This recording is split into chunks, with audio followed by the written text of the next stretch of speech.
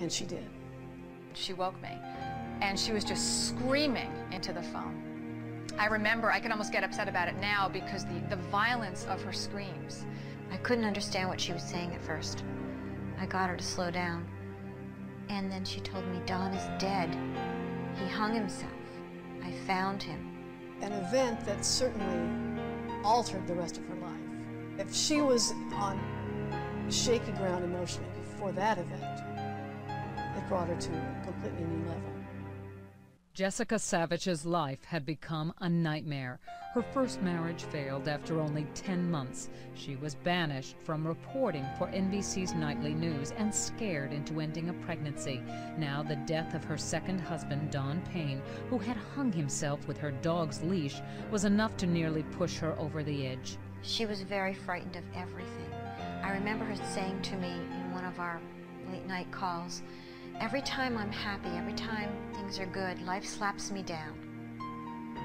And she felt that's what happened with Don. She was afraid to be happy again. According to counterintelligence experts, the Soviets have their intelligence officers all over the Hill.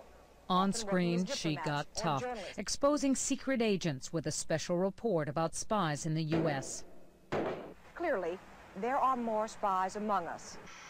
But off camera, she was retreating further from reality. Her constant companion, a stuffed toy bear, which she cuddled for comfort while riding in her limo. Critics would call her a drama junkie. And in times when she had to be strong, she was quite capable of it. And in times when she was very weak, the drug use escalated. But I think that she would not allow certain people to see her when she was really in a bad way. Desperate to deflect public attention away from her personal tragedies, she signed a book deal, hoping that a successful autobiography might restore her image. I feel like your party here. Yes, the name of the book is Anchorwoman, Jessica Savitch. Very easy to remember. In the fall of 1982, Anchorwoman was published. Parties were thrown for her in 3 cities, followed by press stops in several more. Although it clearly avoided any revelations about Jessica's personal life, Anchorwoman became a bestseller. In the book, she glossed over her 2 husbands, but devoted pages to Ron Kershaw. Guess who I know? I know one of your first loves. He called in? Ron Kershaw. You do? Yeah, I like him. I do too. He's a good journalist. Their turbulent affair outlasted both of her marriages, and although it had been over a year since they last saw each other, clearly he still had a hold on her emotions. Where is he now? He's heading up sports journalism department over at NBC. Good. Tell him hi for me. Jessica was more popular than ever. A TV Guide poll named her the 4th most trusted news anchor in the country. Although her relationship with the network was strained, in August 1983, NBC renewed Jessica's contract because viewers loved her. But before the ink was dry, they announced plans to replace her on weekends with a rising new star named Connie Chung. A frightening change had now come over her. Okay. Trying to escape her personal troubles and the pressures of stardom, Jessica's drug dependency worsened. That prompter went out. Finally, it all caught up with her. On October 3rd, 1983, primetime viewers got to see for themselves just how fragile the Golden Girl had become. Someone else was ready to go on. She arrived at the last minute. Here is Jessica Savitch, NBC News. Good evening. And when she looked into the camera that night, something went wrong.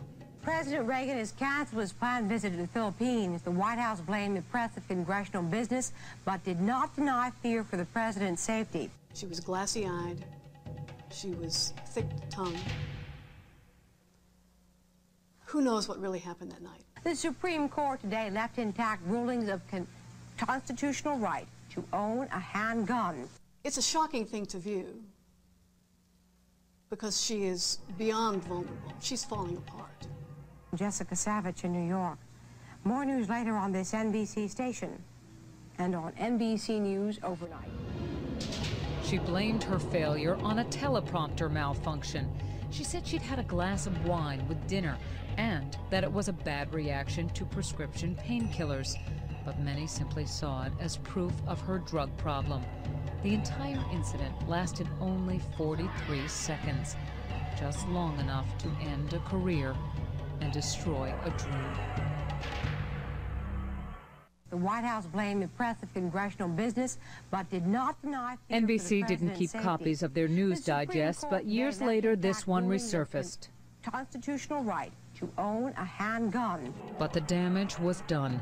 Millions had witnessed her professional meltdown, and she knew it. She was very distraught and wondered if she had ruined her career. We could see that she was miserable. We could see that she was in some trouble. We knew that management was, by this time, not happy with her. And she seemed to be in free fall. And I went at one point to a vice president of NBC News and I said, you all need to do something. You need to say to her, look, don't worry about your job for the moment. Let's worry about your life. You need to do this. And he looked at me and he said, well, we're afraid to do this because we're afraid if we do, she'll commit suicide on our time.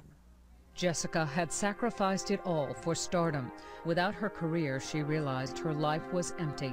She shared her revelation with Ron Kershaw when she saw him for the last time. Ron Kershaw went to see her and talked of plans and dreams that they'd had together for a long time. And she said, you know, I got to the top of the heap and I found it was a hollow pile. It was all so clear to Jessica now. She was living a life out of balance and had to turn things around to get a fresh start at happiness. That weekend, Jessica allowed herself a rare pleasure, a relaxing day trip to New Hope, Pennsylvania, a quiet getaway town about an hour from New York.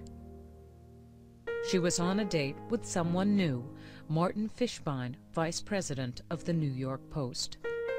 She said, I really feel happier and more contented than I've been in a long time, and it was because she'd met a guy and they were dating. She told me she was going to take it very slowly because this was really good. Martin, Jessica, and her dog Chewy spent a quiet day in the country. Before heading home, they stopped for a romantic dinner at Chez Odette, a quaint country inn. During dinner, a fierce storm broke out. They ran to the car in sheets of rain.